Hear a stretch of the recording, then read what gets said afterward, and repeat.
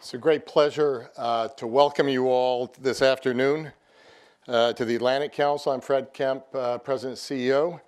And this event marks the beginning of an important new initiative at the Council, the introduction and the first public event around our first ambassador in residence at the Brent Scowcroft Center on International Security at the Council. There are a lot of reasons why the Atlantic Council was delighted to have been able to bring on board Israel's former ambassador to the U.S., Michael Oren, starting February 1st. So we're getting him here just shortly after he began at the Atlantic Council. And in the press release that we circulated late in January, I said the following, quote, Ambassador Oren brings to the Council the powerful mixture of a top historian's knowledge, a highest level diplomat's experience, and a best-selling author's skills.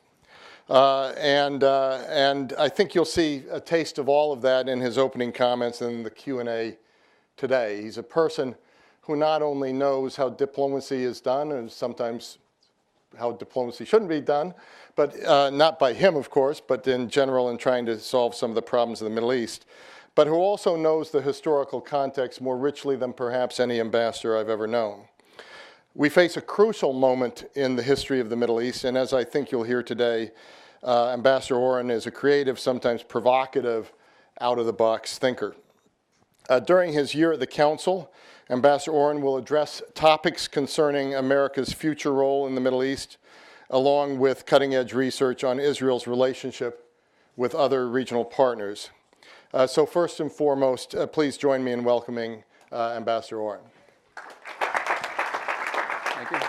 I guess I'm not getting up. And second, before I turn the podium to him, join me in thanking Adrienne Arsht, speaking out-of-the-box thinkers. She was the founding donor for our newest center at the Atlantic Council, the Adrienne Arsht Waning American Center. It was also her idea to pioneer the idea of ambassadors in residence at the Council, and she has supported two of them, Capricia Marshall at her eponymous center, and Michael Oren at the Scowcroft Center. She couldn't be here today, but she sends her greetings. And finally, thanks to Barry Pavel, director of the Brent Scowcroft Center, who will support the ambassador's work during his time here with us. There are far too many people in this audience to call attention to all of them. We've got ambassadors, senior officials from the U.S. government, officials from many of the embassies around town. Thank you so much all for being here. So now to the program, Ambassador Oren will kick us off with some opening remarks, after which I'll tee up a couple of initial questions and then turn to the audience. Michael. Thank you, Fred. Thank you, Fred. Thank you very much, Fred. Thank you for crediting me with the ability to solve all of the Middle East diplomatic problems. I don't think my mother would have done that. Give me that credit. Good afternoon, everybody. Thanks for coming out. Thanks to the Brent Scowcroft Center on International Security and the Atlantic Council. And I'm delighted to be a part of your extraordinary organization. To Barry Pavel, the director here at the Scowcroft Center. To the incomparable Adrienne Arsht, who's not here with us this afternoon, but she's a great visionary and an outstanding human being. My buddy Susie and Michael Gelman, and to my former colleague at the Israeli Embassy, Dan Arbel. Welcome, and to our distinguished colleagues from the diplomatic community. Well, you heard I'm come as an historian, so I'm going to start with a little bit of history for you. Some of you may know this. The Middle East, as a geostrategic concept, was an American intervention. The term was coined in September of 1902 by Alfred Thayer Mahan, who was a former naval officer in the U.S. Navy, a naval strategist. Mahan's major concern was moving warships and guarding international seaways, guaranteeing access to trade. Now, those days, trade extended from the Near East of Greece and the Balkans to the Far East of Japan, China, Siam, as it was then known. And en route, it passed through the Suez Canal and hooked around the Arabian Peninsula. And to define those nebulous areas between the Near and Far East, man devised a new term, the Middle East. And its most distinct characteristic of this area, from the perspective of a geostrategic strategist, was its almost total absence of strategic significance. Indeed, the only strategic value of the Middle East lay in its location. It was an area one had to cross while steaming from one area of importance to another area of importance. And it would take another decade before the British Navy, realizing the affordability and abundance of Middle East oil, decided to convert their entire fleet from coal to oil. It took another 40 years till the height of World War II before the American Navy began to look to the Middle East to quench its thirst for energy. America's growing post-war dependence on Middle Eastern oil coincided with the collapse of the British and French empires in the Middle East.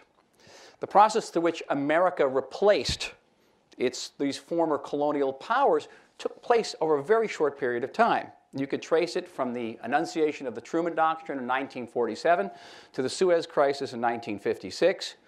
And that period also coincided with the advent of the Cold War in the Middle East.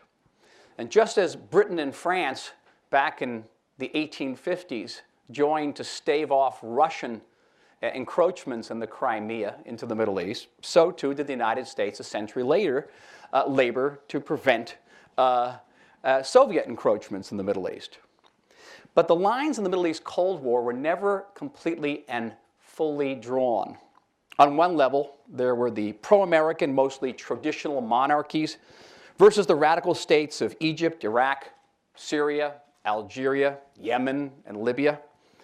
But at any given time, the monarchies were also at loggerheads. Sometimes the Saudis were at loggerheads with the Hashemites in Jordan.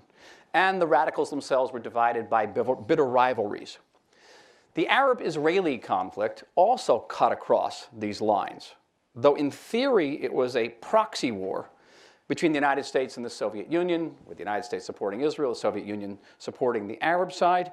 At different points, it pitted a pro-American Israel versus a pro-American Jordan and a pro-American Saudi Arabia. So the lines were never completely drawn.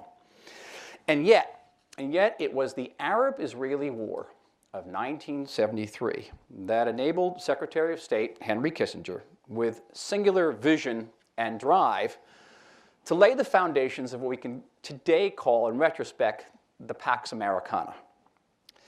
And the keystone to Kissinger's efforts was Egypt. It was Sadat's move from the Soviet to the American sphere. It signaled the rapid decline of the Soviet Union as a serious challenger to American hegemony in the Middle East. The Pax Americana officially began with the 1979 peace treaty between Egypt and Israel. This treaty established the precedent for later peace treaty between Israel and Jordan, as well as for the 1993 Oslo Accords between Israel and the Palestine Liberation Organization. It also set the precedent for later peace conferences, whether it be in Madrid or in Annapolis. The people of the Middle East became accustomed to the assumption that only the United States could play the role of effective mediator. And even pro-Soviet states like Syria would host over 30 visits by Secretary of State Warren Christopher in the 1990s. It was extraordinary. And as the Soviet Union disintegrated, so too did its military presence in the Middle East. Remember that great blue water fleet of the Soviet Union back in 1973 that went eyeball to eyeball with the American fleet? Well, that virtually disappeared. And between the 6th Fleet in the Eastern Mediterranean and the 5th Fleet in the Persian Gulf, American military power went virtually unchallenged. With the exception of the ubiquitous Kalashnikov rifle, American arms gradually replaced Soviet arms throughout the Middle East, and American investments predominated. But paradoxically, though the Pax Americana ushered in decades of almost uninterrupted American influence in the Middle East, it wasn't very much of a pax. It also inaugurated decades of American military conflict in the Middle East, something of what you can call a 30-year war beginning in 1979, with the takeover of the US Embassy in Tehran. And it continued with the ill-fated American intervention in Lebanon in the 1980s, the Reagan administration's armed confrontations with both Libya and Iran, terrorist attacks against American targets, kidnapping of American nationals, often their execution, American missile attacks on Iraq and the Sudan, a proxy war in Afghanistan followed by a real war in Afghanistan, which is en route to becoming America's longest conflict in the region after the Barbary Wars of the late 18th and early 19th centuries. This is all apart from the Middle Eastern wars, in which the United States had various degrees of involvement, including Israel's 1982 invasion of Lebanon and the Iraq-Iran war. Pax Americana, indeed. Now, these conflicts exacted an immense price, both in terms of morale and material from the United States. And much like the British and the French before them, Americans began to lose their stomach for maintaining their Middle East hegemony. Middle East enemies were hardly passive. Since 9/11, Middle Eastern terrorists have tried to carry out some 16 major terrorist attacks on American soil, one of them not far from here at the Cafe Milano. And of course, there was 9/11 itself, which, as a military historian, you could make a case, could be the most effective, in terms of its cost benefits, most effective military operation in modern military history. With little training and 4 hijacked planes, 19 terrorists from the Middle East succeeded in killing 3,000 civilians and dragging America into 2 wars that cost the United States well over, say, 10,000 dead and over $1 trillion, and left the American people very war-weary. Cost benefit. A case could also be made for citing 9/11 as the high watermark of the Pax Americana. A year later, President Bush created the Quartet, comprised of the United States, the UN, Russia, and the European Union, the Quartet, which effectively ended America's 30-year monopoly over Middle East peacemaking. Indeed, America's repeated inability to achieve peace between Israel and the Palestinians, first under Bush and later under the Obama administration, was both a symptom and a cause of the waning of the Pax Americana. The other milestone in the deterioration of America's preeminence in this region are well known. It begins with the rather ignominious retreat from Iraq, the looming withdrawal from Afghanistan, the reluctance to aid Syrian rebels trying to topple Bashar al-Assad, the inability thus far to remove chemical weapons from Syria. About 94% of those weapons remain in place. The zigzagging of American policy toward Egypt, hastening and then celebrating the downfall of Hosni Mubarak, a close American friend of 30 years. The perceived in the region embrace of Morsi and the Egyptian Brotherhood, followed by a recoil from el-Sisi and the military regime in Egypt. The eagerness of the Obama administration to reach a negotiated solution to the Iranian nuclear issue, to the great consternation of Israel and other pro-American governments in the region. The effects of sequestration on America's ability to project power in the Middle East, the withdrawal of the USS Truman from the area. The coldness toward traditional allies such as Bahrain, and a willingness to show distance with Saudi Arabia, all the while flouting America's newfound independence from Middle East oil sources. The refusal to take a leading role in the toppling of Gaddafi in Libya, or in repelling al-Qaeda's Libyan allies. The fading of President Obama's intensely close relationship with Turkish Prime Minister Erdogan. I could go on. I won't. But I will say that, like in nature, geopolitics abhors a vacuum. And Middle East power vacuum has left in America's wake, has been filled, or has been tried to be filled, by other countries. Now, the cornerstone of the Pax Americana, though it's widely thought to be the U.S.-Israel relationship, something I've had some familiarity with, but I'll tell you that the cornerstone of the Pax Americana was the U.S.-Egyptian relationship. And that Egypt has now, in recent times, been hosting military delegations from the Russians. The Chinese delegations have also been circulating around the Middle East. People have sensed a vacuum. The French have stepped up to what they see as a vacant home plate in the Middle East. Now, impressions in the Middle East are absolutely cardinal.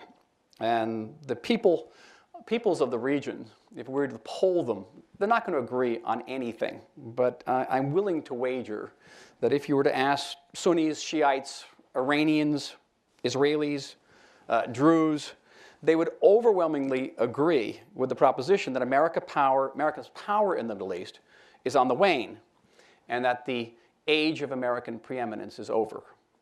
The house that Henry built is tottering. But can we distinguish then between an impression and a reality?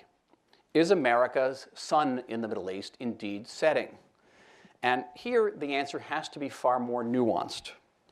Now, the key to the future is technology. I apologize for the tautology, but it's true. And with all due respect to Russia, China, and France, American technology remains regnant throughout the Middle East. Russia can send a couple of old destroyers to Latakia, but Russia's naval presence pales beside that of the United States in the Middle East, still. Secretary of State Kerry, not Lavrov, not Fabius, is mediating between Israelis and Palestinians and taking the diplomatic lead vis-a-vis Syria and Iran. Keeping in mind that the Pax Americana was always heavy on Americana and light on Pax, little has changed in the Middle East, except for the fact that today more Middle Easterners are killing more of each other and killing fewer Americans. In fact, with fewer boots on the ground, or even ships at sea, the U.S. is killing numbers of Middle Easterners by remote means, which you know. And for all of their war weariness, it would be a big mistake, I believe, for any party in the Middle East to begin to target Americans.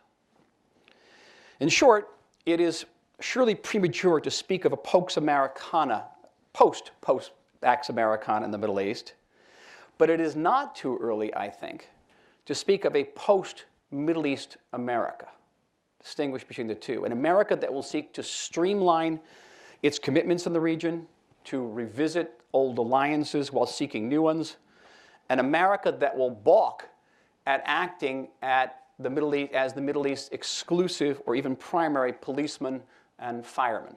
That much has changed. But here, too, we may have to wait. That judgment also may prove premature. Those of us of a certain generation, Fred, may remember 1975 and the American withdrawal from Vietnam, and the iconic image of those helicopters being pushed off into the sea. And back in 1975, America could withdraw its forces from Vietnam and be pretty confident that Viet Cong weren't going to follow Americans down to L Street in Washington, D.C. There's a sense, and perhaps in America, and I encountered during the terms of time of my service here, that America could go home from the Middle East and turn its back on the Middle East, or even pivot away from the Middle East. And that belief may prove illusory, because the Middle East is not like Vietnam, and the Middle East can follow America to here. And I do not believe that disengagement entirely is possible. Pax Americana. Fred? Finished. Great. Thank you.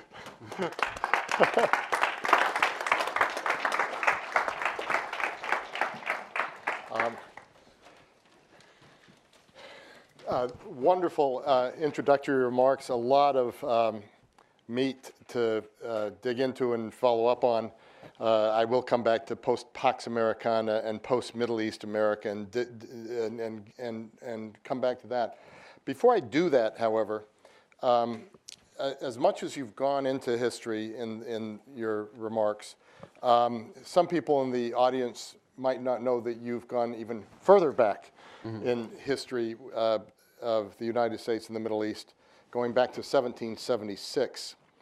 And you provide an overview in your most recent book, Power, Faith, and Fantasy, of the U.S. involvement in the Middle East.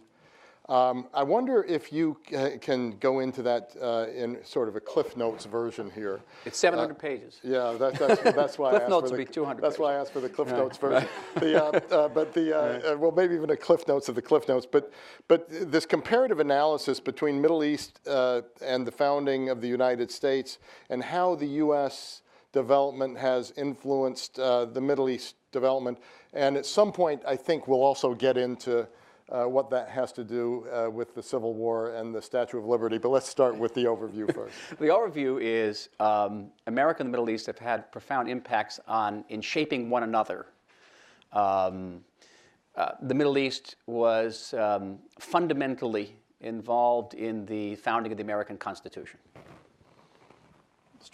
I knew that would get you. I'm listening. It's actually very simple. I mentioned the Barbary Wars. The Barbary Wars were America's first foreign wars. The first foreign wars that America fought outside of its own shores after the American Revolution were against Middle Easterners, against the pirates of what is today Libya, Tunisia, Morocco, Algeria. And America didn't have a navy, and they couldn't make a navy unless they had a central government to collect taxes to make the navy. And so the question of how to fight the Barbary pirates became integral to the debate over whether or not to have a constitution. And if you go into the constitutional debates in every state, the Barbary Wars are there page after page. It's extraordinary. Because we don't have a central government, we can't have a navy, and we're going to lose our foreign trade. The Middle East fired the imaginations of American authors like Herman Melville and Mark Twain, freedom fighters like Frederick Douglass and John F. Kennedy. Had a huge influence on cultural and economic influence on the Middle East well before the advent of Middle Eastern oil. In fact, during the 19th century, America was the main exporter of oil to the Middle East, mostly in the form of kerosene. But the United States also had a no less transformative impact on the Middle East, and mostly not through economics, not through oil, but through education. America built the universities in the Middle East. It built the American University of Beirut. It built the American University of Cairo. And universities in Turkey through which American educators imparted American ideas. And perhaps the most influential idea was the idea of nationalism and independence. And those ideas percolated through educated classes, first mainly through Middle Eastern Christians, then into the military. And to understand that there's a direct link between America's educational involvement in the Middle East and the emergence of an Arab nationalist idea, the Arab awakening, and to use George Antonius's term, and the struggle for Arab state independence throughout the course of the 20th century, Nasserism. And Nasserism, which has a huge impact on the Arab-Israeli situation in the 1967 wars, and we're still trying to dig ourselves out of it. So much can be traced back to America's involvement in the Middle East, and I believe it's underappreciated. We had a fascinating conversation before we came in here, and because I'm a great lover of historical anecdotes, you really have to share two of them with this audience, if you would. First of all, the impact of the Civil War on the history of Egypt. And then after that, perhaps the history of Egypt's impact on the Statue of Liberty. At the risk of sounding reductive, the Middle East would not look like the Middle East today if it weren't for the American Civil War. Why? In the American Civil War, the North blockaded the South, and Southern cotton, which was vital to the economies of Britain and France, was cut off. And there was only other place in the world that had cotton of a similar quality was in Egypt. So the price of Egyptian cotton went up 800-fold. The Egyptians made a lot of money. With the money, they started to build a thing called the Suez Canal. But in 1869, Southern cotton came back, and the Egyptian economy went bankrupt. And they went into arrears, and it led to the British occupation of Egypt in 1882. And which ended in 1956 with the Suez Crisis. Nasser emerges as the great hero of the Suez Crisis, so much so that 9 years later, he tries to take on Israel in the 1967 war, and we're still, as I said earlier, we're dealing with the outcome of that war, whether the final disposition of the West Bank, Gaza, Jerusalem. All this can be traced back, of course, to the Civil War. the parallel, of course, to that has to do with a military delegation that was sent by Bill Tecumseh Sherman of Civil War fame, who was the chief of the U.S. military in the late 1860s. Egypt wanted to modernize its armies and break away from the Ottoman Empire, so they turned to the United States, a nice neutral power back then. And Tecumseh Sherman sent a group of his buddies, some of them who had been former Confederate officers, whom he had known from West Point, to Egypt because they needed a job. They were out of a job. And they went to Egypt and they modernized the Egyptian army. But at the same time, they created schools. And in these schools, they imparted American ideas, nationalism, patriotism, democracy to Egyptian officers. And it's not by accident that the people who lead the first great revolt against the British in 1882 are the Egyptian military. They're still doing it today.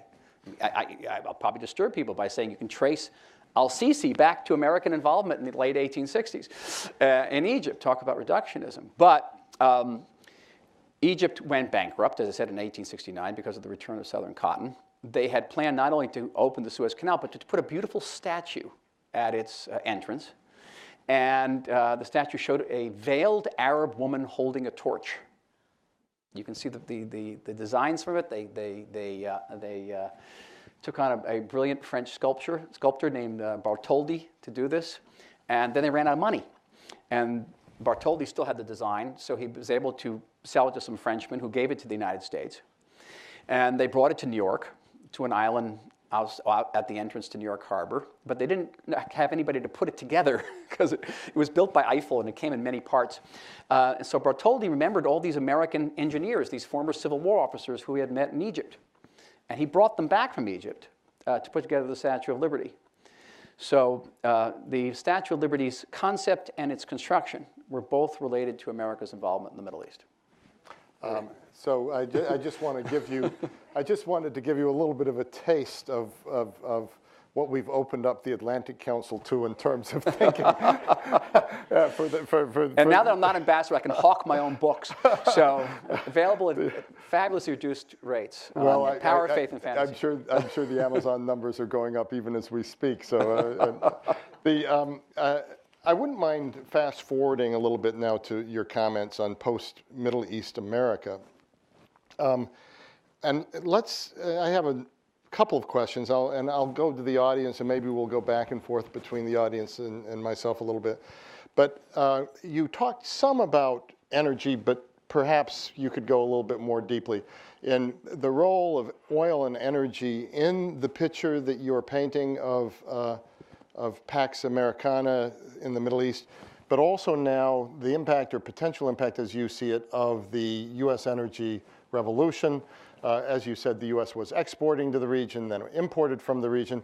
Well, we're now facing another change in terms of our energy relationship with the region. I wonder if you could talk a little bit about how you think this might influence the issues that you were talking about. Well, if you look back at the history of presidential doctrines about the Middle East, and an inordinate percentage of all presidential doctrines issued since Truman have to do with the Middle East. Going up through the Carter Doctrine, had to do with protecting the free flow of energy, of oil, from the Middle East, specifically from the Persian Gulf region, whether it be from the threat of Soviet encroachments, later from Iran, and even some of America's military engagements. People forget the flagging operations to the latter part of the Reagan administration, where American warships were actually firing on Iranian boats and even on Iranian coastal installations.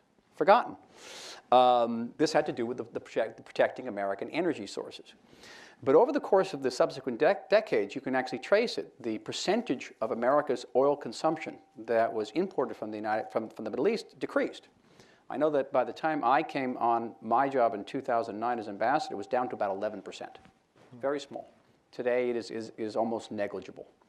And the notion that America might have to exert force to protect the free flow of energy out of, say, the Persian Gulf area today would be a far more, say, remote assumption than it would be in the 1970s and the 1980s. Having said all that, that doesn't mean that the Middle Eastern energy, Middle Eastern oil is not vital to other countries in the Middle East, in the world, including a country like China, which is importing increasingly, and that America's economy is inextricably tied up with that of China. So, albeit indirectly, the American economy remains deeply attached to Middle Eastern oil, if not, even though they're not importing it. So it may not be, at the first step, a strategic issue, but is certainly a supreme financial interest. So you don't see that the energy boom in the United States or self-sufficiency is going to significantly shift U.S. approach to the Middle East? Actually, on the contrary, I think it will shift it as less of a strategic interest and more than of a financial interest. Mm-hmm. Yeah. President Obama, in his State of the Union, when talking about the Middle East, didn't talk much about the transitions that we were all focused on before the Arab Awakening, talked more about nuclear Iran, Israeli-Palestinian peace negotiations, and of course Syria. What is your view of how policy has evolved during the Obama administration? And do you see an underlying strategy behind this shift, or how would you explain what we're watching? I think the Obama administration came out of the gate in 2009 with a very robust and highly specific outreach to the Middle East.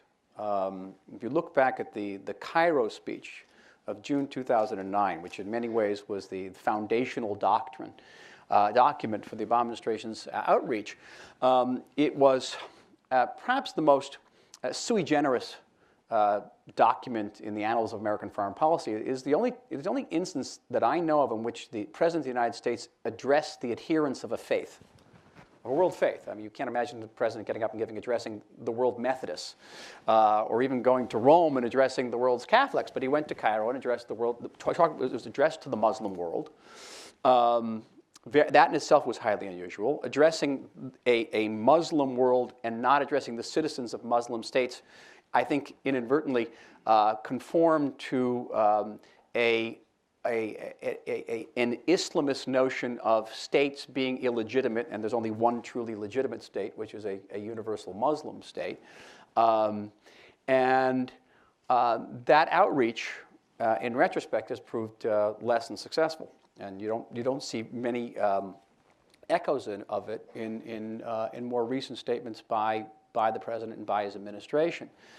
Events in the Middle East have simply outstripped the ability of just about anybody to formulate a cookie-cutter, one policy fits all situation. You can't. The events have transpired so rapidly and so radically in the Middle East, and so differently, whether it be Egypt or Syria or Bahrain. We talked about Libya.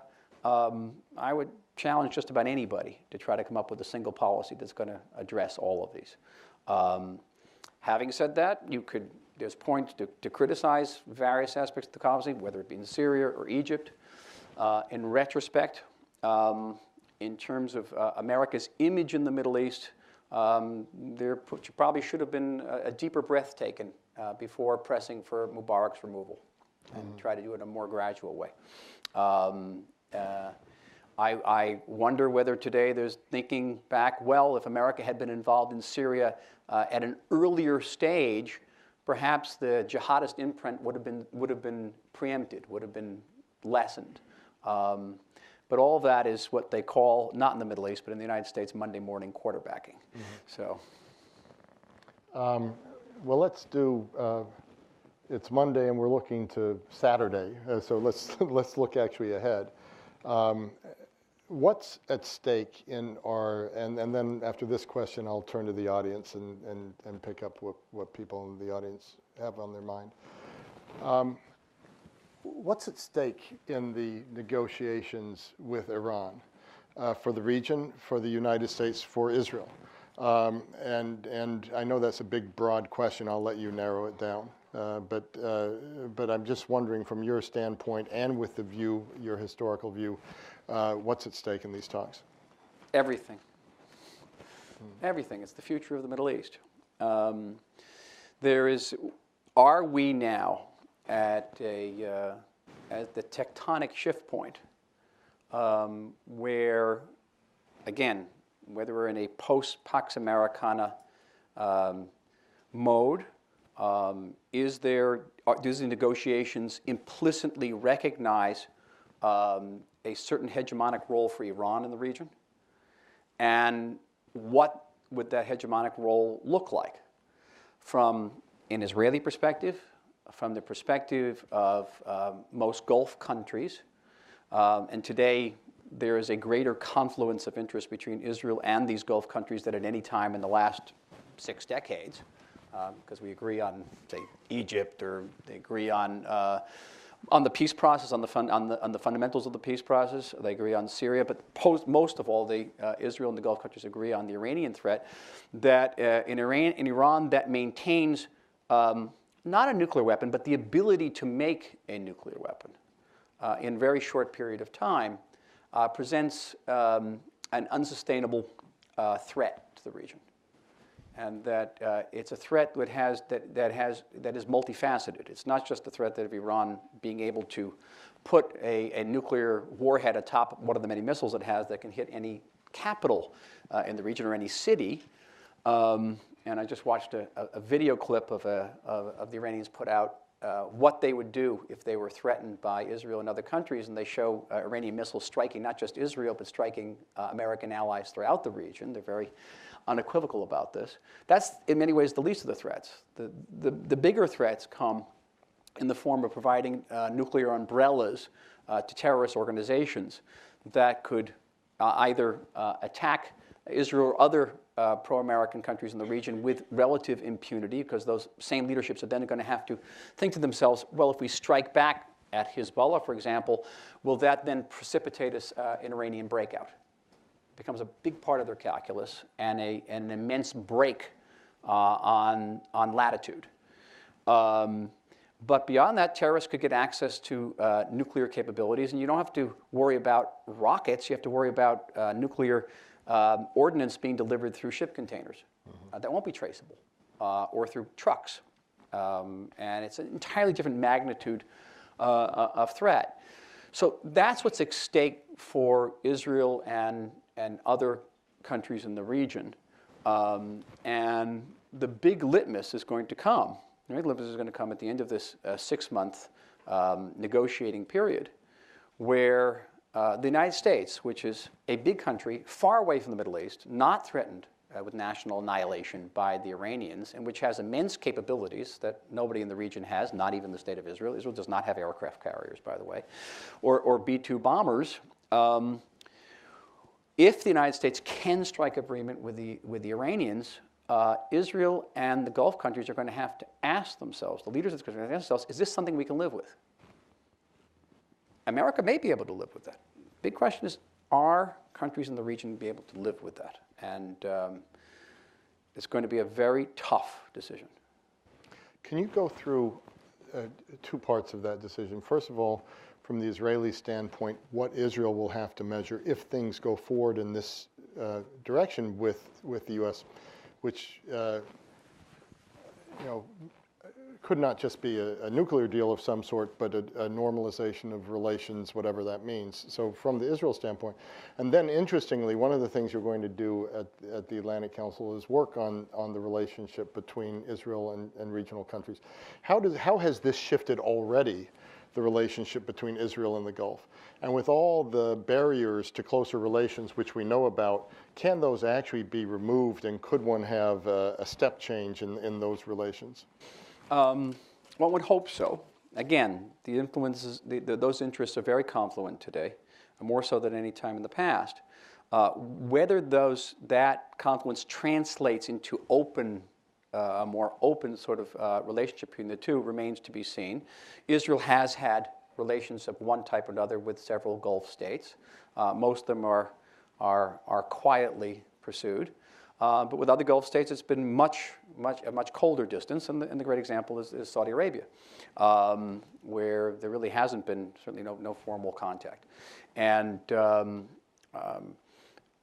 it's something that I think would be the interest of all of these countries to pursue. and hope it can happen in the future. And as you were saying, deciding whether or not they can live with whatever happens with Iran, what are the factors one would have to measure? If you're a Gulf state, what are the factors one would have to measure from Israel's standpoint, and are there differences in those factors, or are those factors pretty similar? I think you'd have to see some material dismantling of the Iranian nuclear program. Fred, we had an unusual event about a week and a half ago. For the first time that I can recall, Israel and the Iranians agreed on an aspect of the Iranian nuclear program. Israeli spokespeople and Iranian spokespeople both came out and said that President Obama's claim that parts of the Iranian nuclear program had been dismantled as in the interim agreement was not true, that no parts of the Iranian, they actually agreed. You have to be hard-pressed to see what parts of the Iranian nuclear program were in fact dismantled.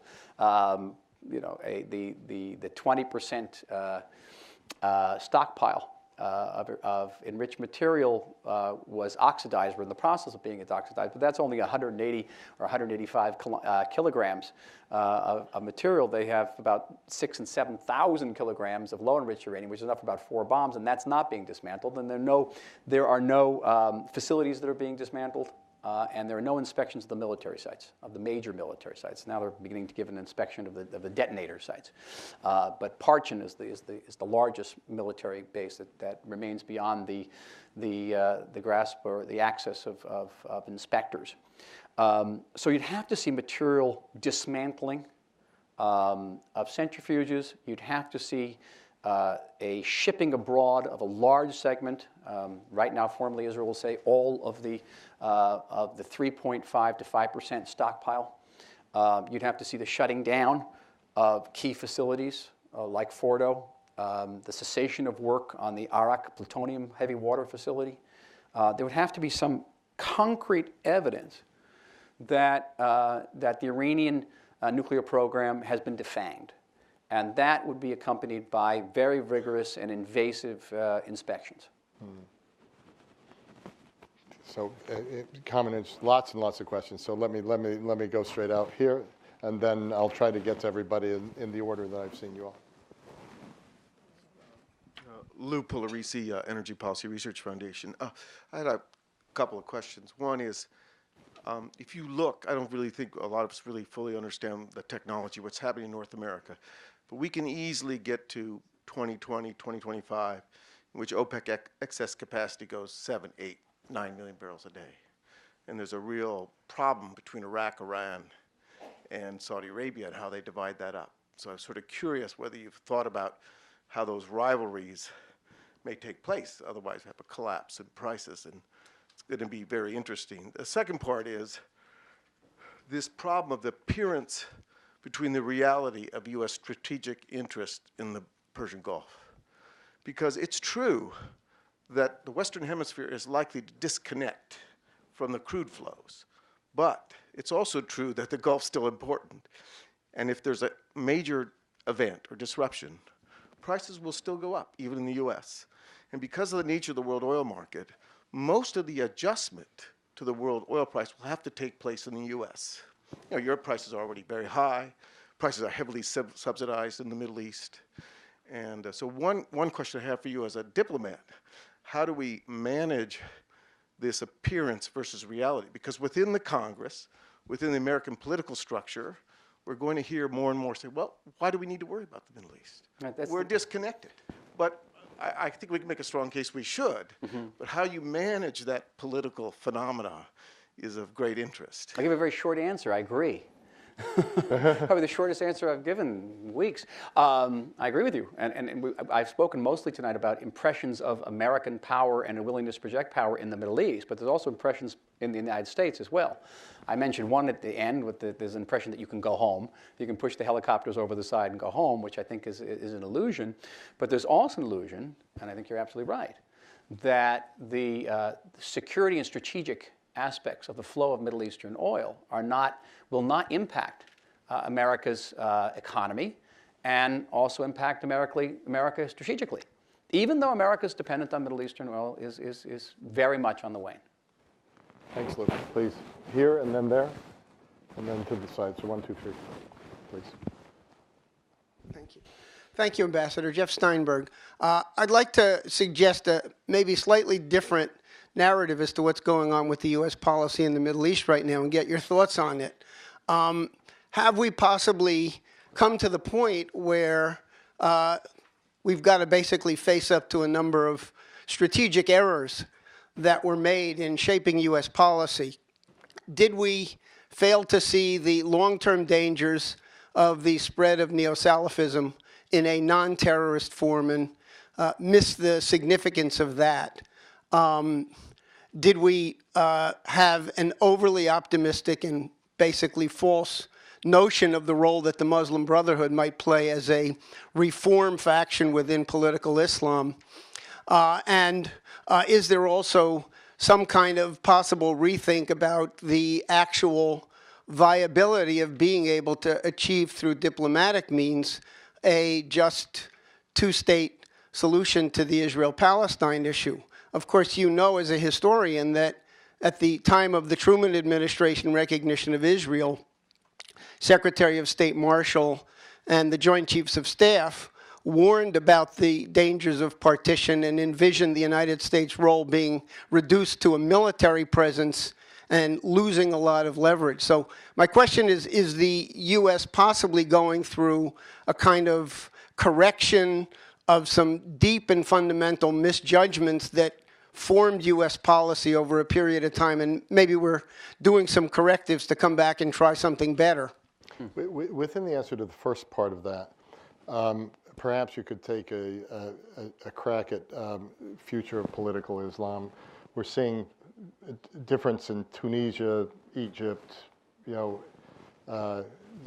and I wonder if if you have some sort of historian's view of where you think political Islam is going. Well, if I had I wish I had an hour and a half to respond to this. You touch on some of the core issues. Of course, America's made mistakes in the Middle East. Of course, Israel, just about any country you could name, has made mistakes in the Middle East.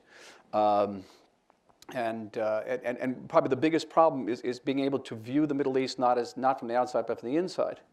There was a great Civil War general who, I'm not big on the Civil War, who traveled the Middle East in 1872, and he came back. He said, I think the most insightful remark ever about the Middle East was that if we don't judge the Middle East by its own terms, but continue to judge it by American terms, we will be condemned to always misjudge this region. Great remark. But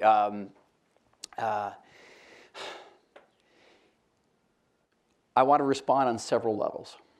George Marshall, 1948, made a number of predictions about the future American role in what was then known as the Palestine conflict, the Arab-Israeli conflict. One was that the United States would have to send 300,000 soldiers to defend the Jewish state because the Jews were incapable of defending themselves.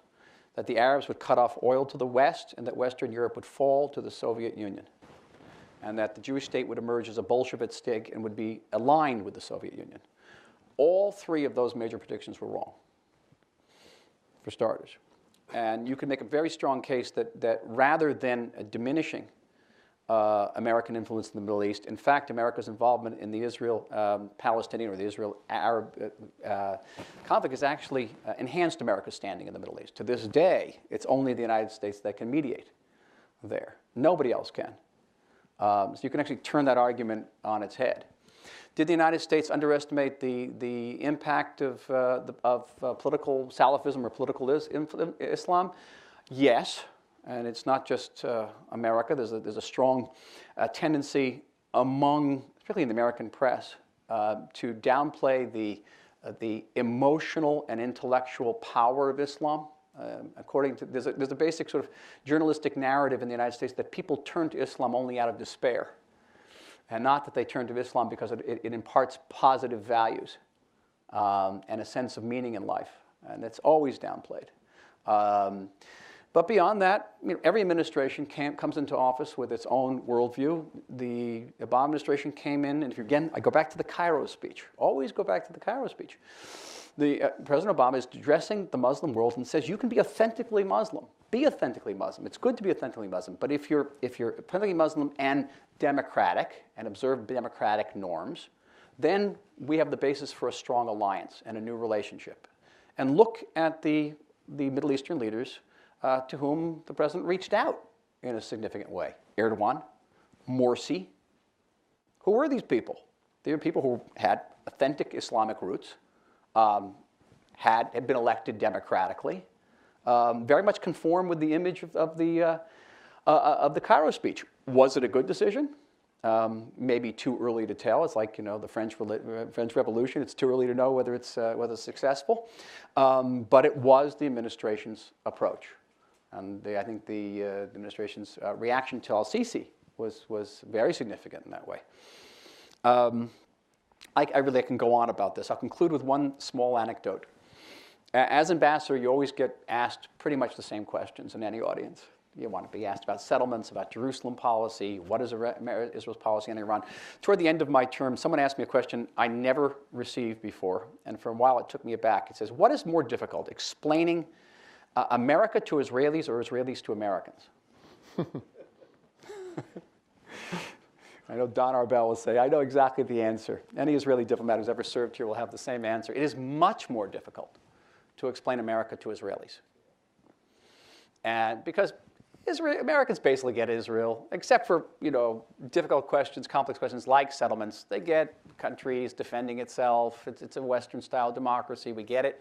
Israelis, and not just Israelis, I think many people look at the Middle East and look at America and look at the faith-based and value-based foreign policy and scratch their heads. They'll look at a piece of legislation in the Congress. I'm not talking about the Obama administration. The Congress has passed a piece of legislation that says that the United States cannot support a regime, particularly a military regime, that has overthrown a democratically elected government. And they'll think, wait a minute, what if the democratically elected government was an anti-Western, anti-democratic government that doesn't rule democratically? They don't get that. And then you have to explain that this is America, and that even during the period of, one of the most difficult periods during my time was the winter of 2011, Tahrir Square, where people in Israel, and again, not just in Israel, were looking at the events surrounding the beginnings of what was then called the Arab Spring and saying, do you know where this is going to lead? But Americans and Democrats, Republicans, CNN, Fox, everybody was wildly enthusiastic about what was going on back then. And it was my job, difficult it was, to explain to Israeli policymakers that 1 million people out in the streets of Cairo demanding democracy from what it was essentially a dictatorship resonates with the American narrative. It's Lexington and Concord time. And there's no way that the Americans wouldn't get excited about that. America is what America is, and this is something that's hardwired into this country. I happen to think of it as a beautiful thing, but it's not always readily understandable to people in the Middle East. Thank you. Please. Oh, yeah. Thank you. My name is Jakob Schroth. I'm a transatlantic relations student at the University of North Carolina at Chapel Hill. The United States has only limited resources, not only in terms of money, but in terms of time and attention. And I'm wondering whether you could identify whether there is a core conflict in the Middle East that the United States should focus on most importantly in order to bring security to the Middle East. Is it the Iranian conflict, the Iranian nuclear program? Is it the Arab-Israel conflict? Is it Egypt? What should the United States really focus on as the top agenda point? So if you were sitting in the Oval Office, how would you tell the president to set his priorities? Is that what you're saying? Yeah. The Middle East is caught in 3 cyclones of instability right now. There's the ethnic cyclone of Sunni Shiite. There is the cyclone of modernity versus tradition, and the cyclone generated by the breakdown of the Arab state. Depending where you look, different cyclones are hitting. In Syria, I think you got all 3 of them going on at the same time. And I think that makes for a very violent situation. American policymakers, and I say this with all due humility, and have to take a strong example of which of these storms it can actually grapple with and can make an impact on or lessen the damage of. In the case of Syria, right now, I don't know much more than the United States can do than to further extend humanitarian aid and to lessen as much as possible the suffering of the Syrian people. In the case of Egypt, where the main structure there is between modernity and tradition, I think that requires some deeper thought and whether the United States can impact that situation as well. But overwhelmingly, the paramount question / threat to the region is Iran and its nuclear program. And whether, and I'm just going to reiterate something I said earlier, whether any deal can be reached with the Iranians need this program. They need it for not just their hegemonic aspirations, and they have hegemonic aspirations. There are two militaries in the world that divide the world into theaters of operations. One is the U.S. military, European Command, African Command, and the Iranian military. They have lots of aspirations, the Iranians. But beyond that, they need it for regime survival. They saw what happened in Libya. They saw what didn't happen in North Korea. And they draw conclusions from that. So getting them to give up this program would be very, very difficult, especially in the absence of a credible military threat, which frankly doesn't exist right now. That is if, and that's why I said it's a big if, whether an agreement can be reached with the Iranians, the countries of the Middle East, many of the countries of the Middle East are going to have to determine whether they can live with that agreement and what would happen if they don't. And that is going to be, I think, the paramount strategic interest of the United States in the year to come. Thanks for that clear answer. Ambassador Sager from the Swiss Embassy. It's great to have you with us today, sir. Thank you. Thank you, Fred. Thank you, Ambassador. Thank you, Michael. There was an op-ed in the New York Times today, you might have seen it, that picks up on some of the questions of U.S. leadership in the Middle East and elsewhere. And to which the administration responds, but look at what, all the things we're doing in the Middle East and in Syria, the negotiations with Iran, and the Secretary Kerry in the Middle East peace process.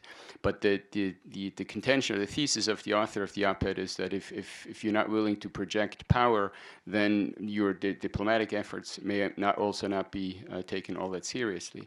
Now, if you look at it this from a historical perspective, of course you can, and you, as you did, you can find very concrete reasons for perhaps more of a reluctance to protect power. At this point in time, you mentioned sequestration, war weariness in the United States after 2 costly wars. But if you look at it from a historical perspective, is this one of the swings that the pendulum sometimes does in the United States of more isolation? Is too big a term, but more of inward looking, and then all of a sudden more external projection of power, or is this something more permanent? If I understood you correctly, even hinted a little bit that the last chapter on this assessment has not been written yet. Thank you, Manuel. Thank you, Ambassador. It's true. It's too early to tell. But we know historically that in the aftermath of economic dislocations and traumatic wars, America often descends into periods of isolationism. That was the case in the 1920s, to a degree in the 1970s. And this is not particularly an exception. There's no way of knowing at this point whether this is a permanent alteration or a passing phase. We don't know. What we do know empirically is that there's a direct connection from America's ability and willingness to project power, particularly in an area in the Middle East where people are very sensitive to impressions of power, and the Americans to wield diplomatic influence. There was, needless to say, a lot of criticism of Bush administration policies, certainly after the invasion of Iraq. But in December of 2007, on very short notice, President Bush was able to convene the Annapolis Peace Conference, in which more than 40 nations sent their top leaders, and really in a matter of weeks. And I asked myself whether that could be done today. To that extent, and with that level of participation. And you could say any number of criticisms on Bush administration policy. I think I made a case today saying that though the waning of the Pax Americana in the Middle East is often traced to Obama, I trace it back to the creation of the Quartet, when America unilaterally gave up its monopoly over Middle Eastern peacemaking. That began under the Bush administration.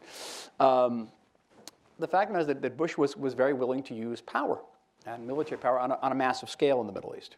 And that gave him a certain degree of leverage, which I don't know if it exists today.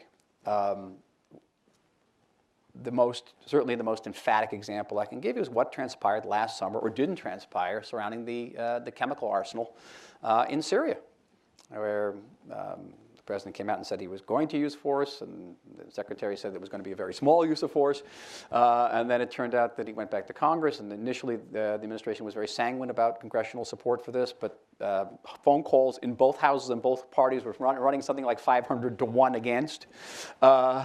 And that also sent an unequivocal message to the Middle East. Even a very limited missile strike to enforce a presidentially declared red line was not going to happen. And to think that you can wield the same amount of diplomatic weight after that type of experience, I think, would be a mistake. Thank you very much. Unrealistic. Jason. Thank you for your patience, too. Here's my friend's I'm getting around as I saw people, and I'll do my best. Hope you asked something about the Palestinian issue, because no one said anything about the Palestinian issue. That's Please. my point. Okay, good. Welcome back. Welcome back to Washington, Mike. Thank you, sir.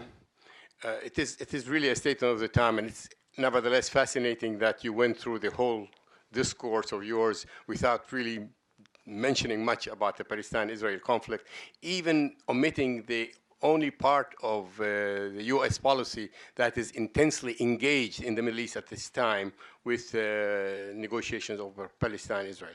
Now that you're out of office and free to speak your mind, you've done some of that, and I noticed. But would you care to tell us what kind of an advice you would give the present Israeli government, not the American government, as to how best to maneuver from now on? Mm-hmm. Well, let me say that, first of all, it's great to see you again.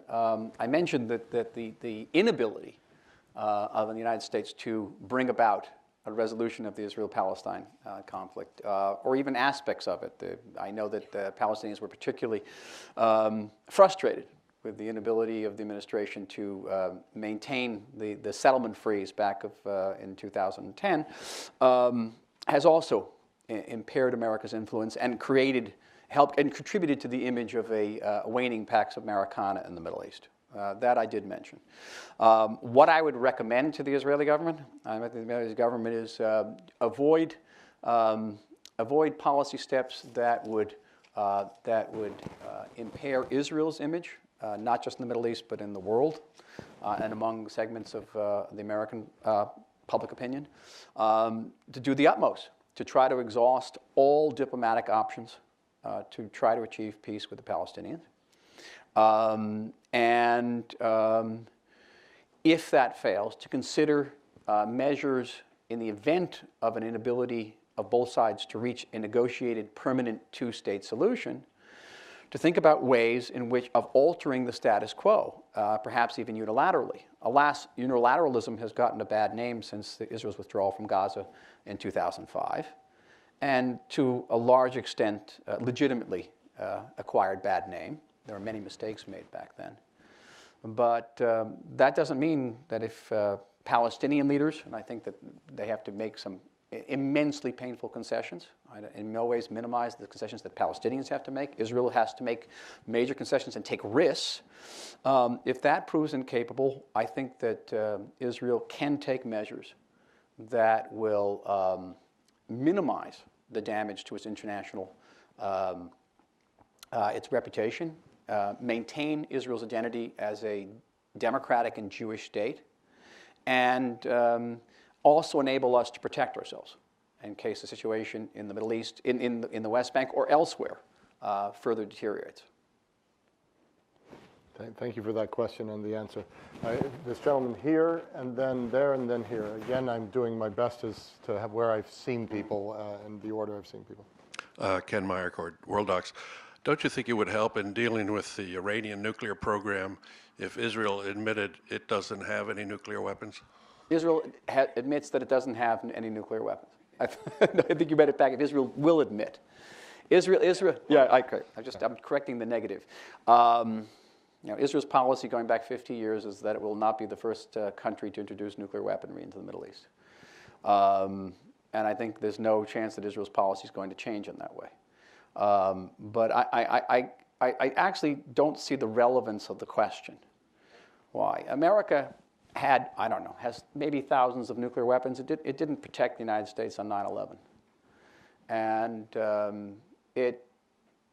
whatever Israel's capabilities are, it's not going to protect Israel if Hezbollah, which according to the head of IDF intelligence last week, has somewhere in the order of 170,000 rockets, starts firing rockets at Israeli territory.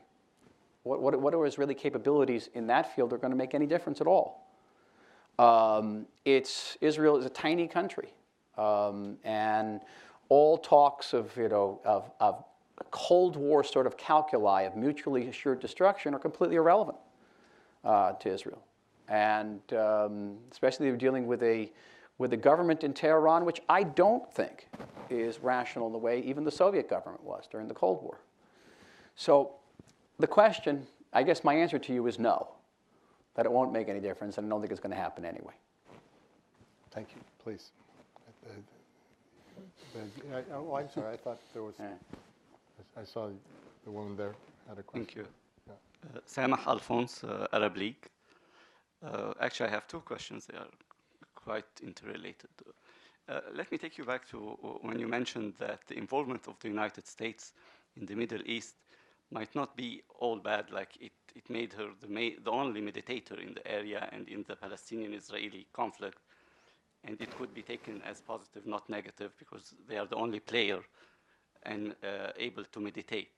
Doesn't this have another flip side that being the only responsible, most capable player might be the focal attraction of radical extremist people to attack the United States because giving her the blame that they are responsible of the non-solution of the conflict? This is one question.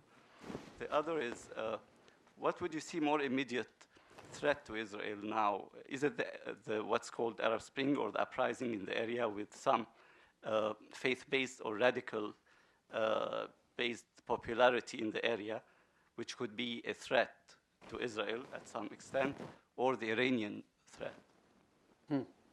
As to whether America's support or engagement, I think you're asking not just America's support for Israel, but American engagement as the key mediator in the Israeli-Palestinian dispute, does that render America more vulnerable to attacks by extremist elements? And I think the record will show that America was vulnerable to extremist elements even when it was succeeding stunningly in the peace process. After 1993, after the Oslo Accords, Americans were the targets. And then when the peace process wasn't succeeding stunningly, the Americans were the targets. I think that extremist elements in the Middle East will find no shortage of excuses for attacking the United States. And I think that you look back at the record, it will show this. And the overwhelming majority of these attacks were not impelled by America's policies toward Israel or even its mediations in the conflict. It wasn't because of America's support for Israel in the 80s that Americans were kidnapped in Lebanon and many of them were executed. I mentioned obliquely some of the terrorist attacks that have been attempted on American soil. The details of those attacks, attempted attacks, remain classified. But again, they weren't impelled by America's support for Israel or its involvement in the mediation. It's because America's America and what it represents and what America is. As for the second question, what is a greater threat to Israel? The upheaval throughout the Middle East or the Iranian nuclear program? And the answer is unequivocal, the Iranian nuclear program. The upheaval in Egypt, and and the civil war in Syria, its impact on Jordan, have forced Israeli policymakers to rethink just about all of their assumptions about the Middle East that they maintained over the course of decades. It posed new challenges. The peace border with Egypt used to be an open border. It's no longer an open border. Israel had to rush and make a high-tech fence along that border at the cost of about $1 billion. They're building a similar high-tech fence along the northern border with Syria. That had been a quiet border. The danger that the Syrian civil war could spill over to the Golan Heights can't be ignored. The threat to Jordan is, I think, perhaps the greatest single challenge facing Israel that arises from the Arab Spring. Jordan is vital to Israel's security.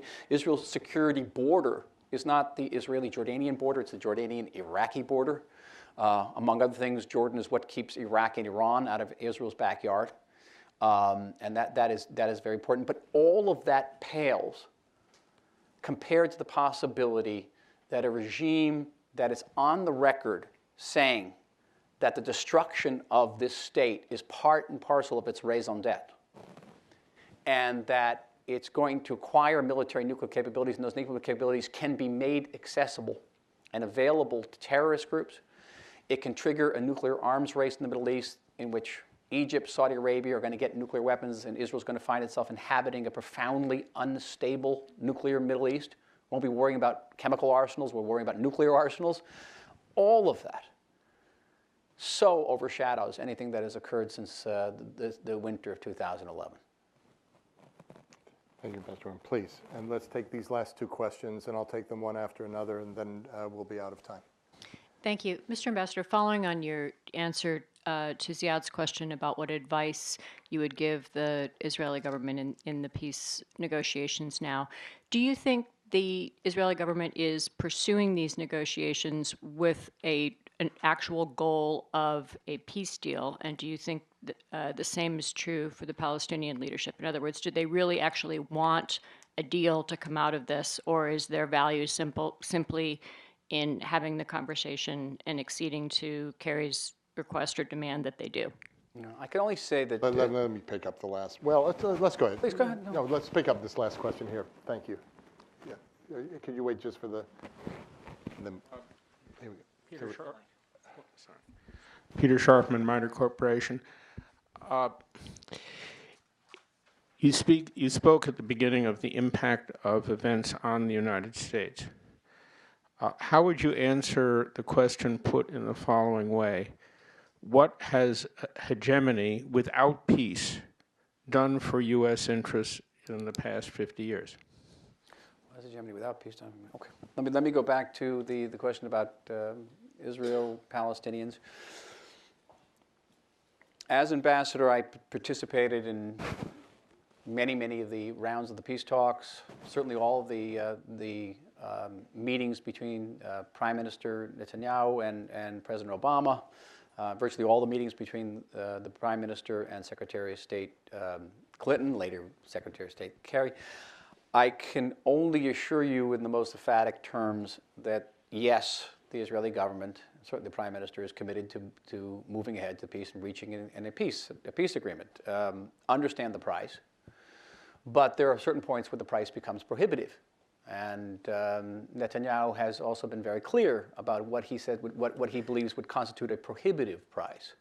One would be a two-state solution that leaves Israel's eastern border open to the type of arms smuggling that has transformed Gaza and southern Lebanon into basically large missile pads. I mean, I don't think of any country in history that has ever faced the magnitude of the 170,000 rockets that are pointed at Israeli neighborhoods today. And he's unwilling to let that happen on the West Bank. And Netanyahu is particularly adamant about the need for the two-state solution to actually be a permanent and legitimate peace resolution. And that's why he is so insistent on recognition by the Palestinian state on Israel as the Jewish state. It's not a tactical demand, it's a very substantive requirement, because without it, you're going to have one state, the state of Palestine, being a legitimate nation state of the Palestinian people and recognized as such by Israel, but you'll have an Israeli state that is not going to be a legitimate, recognized nation state of the Jewish people, which is going to open the door to endless irredenta, and it won't be a permanent peace. And actually, I think the support for recognition of Israel as the Jewish state is the way you get to peace. And people who care about the peace should understand it more deeply. On the Palestinian side, for the Palestinians with whom I've interacted, I think that they're sincere about reaching peace. I think that on the Palestinian side, and I tread lightly here, there's a greater question of not whether they're willing, but whether they're able. And I say this as an historian who's looked at previous rounds of attempts to create a two-state solution going back to 1937.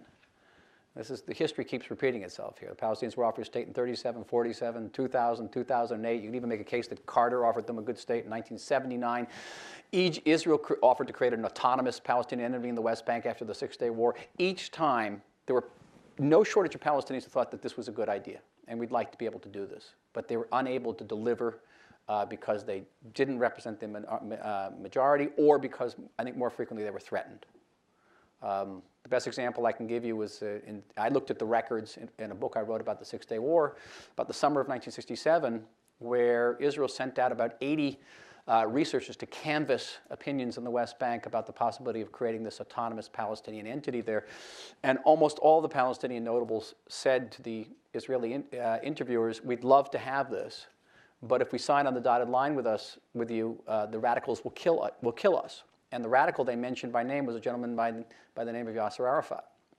Scoot ahead to the summer of 2000, when Bill Clinton and Ehud Barak make the same offer to Yasser Arafat. Arafat says to Bill Clinton, I'd love to sign on the dotted line, but if I sign the dotted line, the radicals will kill me. A full circle. So I think on the Palestinian side, even more on the Israeli side, no way to diminish the obstacles that Netanyahu and some of his ministers will encounter en route to, if a two-state solution were possible. There's no shortage of people, even within the government and within their parties, that will oppose to it. I sincerely believe that if it goes to a referendum, the Israeli people will overwhelmingly approve it. I think they would have approved it in 2000. I think they would have approved it in 2008. I'm not sure about the Palestinian side. I got to be honest with you about that. I hope it would be the case that they would support it as well. Your question, sir, what has American hegemony helped America's peace interests over the last 50 years? And here you're asking the impossible conundrum. A couple years ago, it's a good ending, Fred. A couple years ago, when I could still write things like this, I wrote an op-ed for, I think it was the Wall Street Journal, called The Paradox of Prophecy. And it was about the book of Jonah. And Jonah is the shortest book in the Bible, and it tells the story of a prophet who, God comes down and tells the prophet Jonah, you've got to go to Nineveh and say to the Ninevians, if you don't, I probably said that wrong. If you're the Ninevians, if you don't repent, you'll be destroyed. And Jonah realizes that this is a no-win situation. That if he goes to Nineveh and tells them to repent, and they do repent, 3 years later they're going to say, why did we have to repent? Nothing happened. Or if he goes to Nineveh and they don't repent and they're destroyed, then Jonah's a false prophet. It's what I call the paradox of prophecy. It's a no-win situation. And you can ask the same question about the maintenance of American hegemony in the Middle East. If America had not maintained hegemony over the 50 years, maybe nothing untoward or unfortunate would have happened to the United States. But if America had let its guard down, and something, say, worse than 9/11 had happened, then the paradox would have been there. Why didn't America maintain its hegemony? So there is no conclusive answer to your question. Decision makers in real time, and it's something I've learned to appreciate as an historian who's now seen decision makers making decisions in real time, have to confront that paradox all the time. Every day. They have my sympathy and often my respect. Sometimes even when they make the wrong decisions, because they take the responsibility. They assume the paradox of prophecy. They know that if they make a certain decision, it may have untold consequences. But if they don't make a decision, it also may have untold consequences. And consistently, consecutively, over the past half century, and even beyond, American policymakers have overwhelmingly come down on the side of maintaining American hegemony in the Middle East. And I think, again, with humility, to some very powerful minds, and I think some good hearts, you have to give them credit. Michael, Ambassador Oren, let me just say a couple of things in closing. First of all, from the Book of Jonah to the Civil War to the modern day in Iran, this was a sterling debut for our new ambassador in residence. So on behalf of the audience and also really everyone at the Atlantic Council, welcome on board and thank you so much for this great discussion.